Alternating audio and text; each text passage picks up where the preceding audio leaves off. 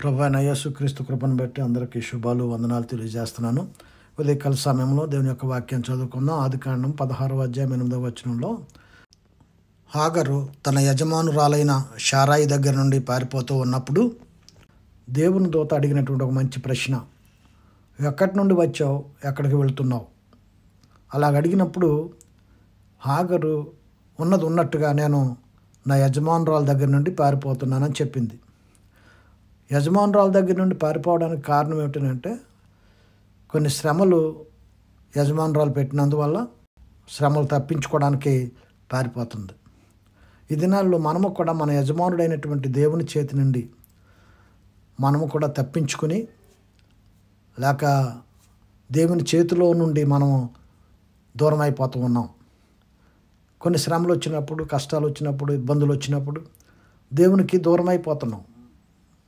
అయితే ఒక పాఠం ఏమిటంటే మనం నేర్చుకోవాల్సింది, ఆ దూత మరలా హాగరుకు చెప్పింది, నీ యజమానురాలు దగ్గరికి వెళ్ళి ఆమె చేతి క్రింద అణిగి ఉండు అని చెప్పింది.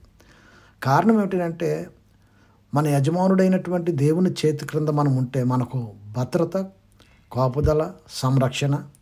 కొన్ని శ్రమలు ఉంటాయి, కష్టాలు ఉంటాయి, ఇబ్బందులు ఉంటాయి, అలాగని విడిచిపెట్టడు యజమానుడు.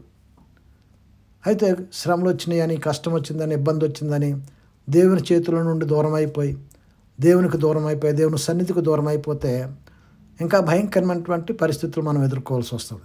బైబిల్ గ్రంథంలో మనం చూసినప్పుడు యోనా గ్రంథము 1వ అధ్యాయము 3-4 వచనాలలో యోనా అనేటువంటి ప్రవక్త దేవుడు నినివే పట్టణానికి వెళ్ళమని చెప్పినప్పుడు దేవుని సన్నిధుల నుండి పారిపోతున్నాడట. పారిపోతూ ఉండగా ఆయన సముద్రములో ఆ ఓడలో ఉన్నప్పుడు భయంకరమైనటువంటి తుఫాను వచ్చిందని మనందరికీ తెలుసు.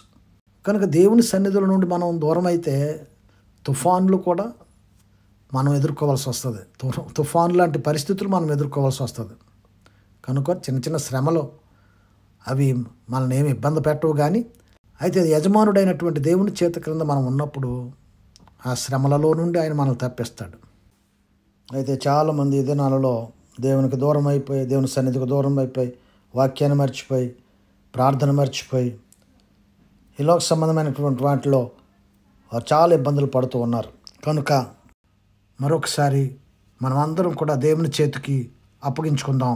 ఆయన కాపుదల, ఆయన సంరక్షణ, ఆయన దీవెనలు, ఆశీర్వాదాలు పొందుకుందాం.